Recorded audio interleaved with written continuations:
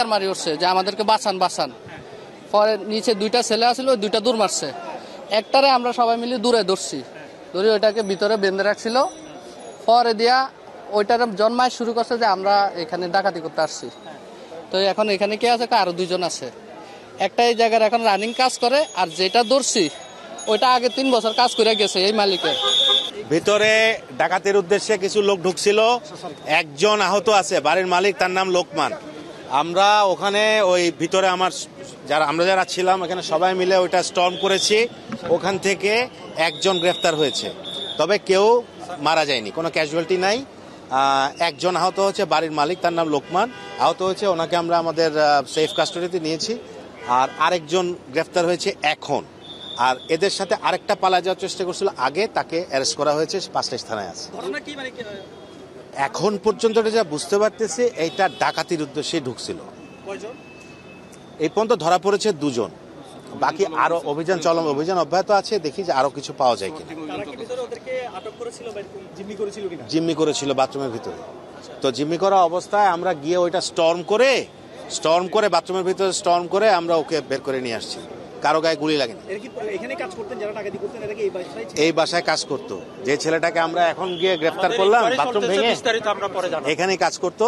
তো এত জাস্ট এই যে অপারেশনটা, তো এই 5 মিনিট হলো অপারেশনটা শেষ হয়েছে।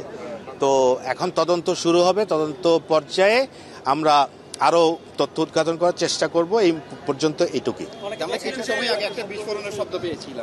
আমরা গুলি করেছি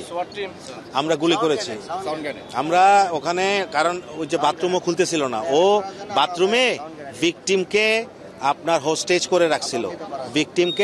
করে রাখছিল। তো তখন ওই ভিকটিমকে উদ্ধার আর ওই যে ওকে গ্রেফতার করার জন্য আমরা স্টান গ্রেনেড যেটাকে বলে, স্টান গ্রেনেড পাস করছি।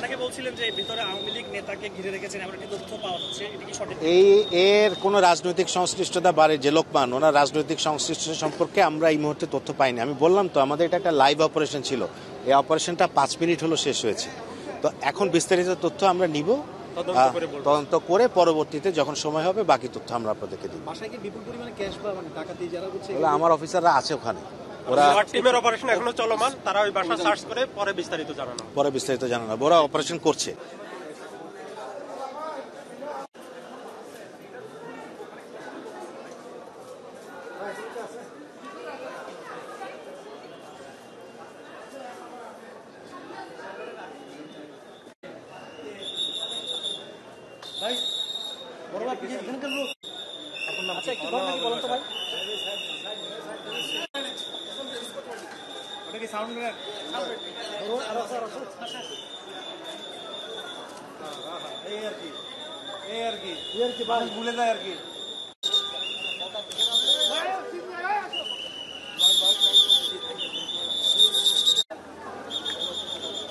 ভিকটিমকে ওরা অপহরণ করে রাখছিল, পরে আমরা যৌথ বাহিনীর অভিযানে উদ্ধার করা হয়েছে, ভিকটিমকে হাসপাতালে পাঠানো হয়েছে। আর হচ্ছে বিস্তারিত আসামি সম্পর্কে আমরা পরে জানাবো আপনাদেরকে। কতজন প্রবেশ করেছিল এই বাসায়?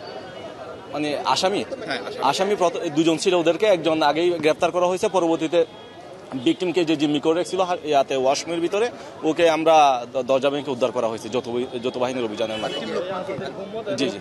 জি ভিকটিম লোকমানকে সহ আটকে রাখছিল। ওরা কতজন থাকে আমরা এখন বিস্তারিত নিই নাই, কিন্তু ভিকটিম ওই লোকমানকে ওরা করছিল, অপহরণ করে রাখছিল। আমরা বিস্তারিত আপনাদেরকে পরে জানাবো, কারণ হচ্ছে আমরা ভিকটিমের সাথে বিস্তারিত কথা বলতে পারি না এখানে, কি হয়েছে না হয়েছে। ভিকটিম কি যেহেতু একটু ইনজুরি হয়েছে, অসুস্থ, আমরা হাসপাতালে পাঠানো হয়েছে ওনাকে।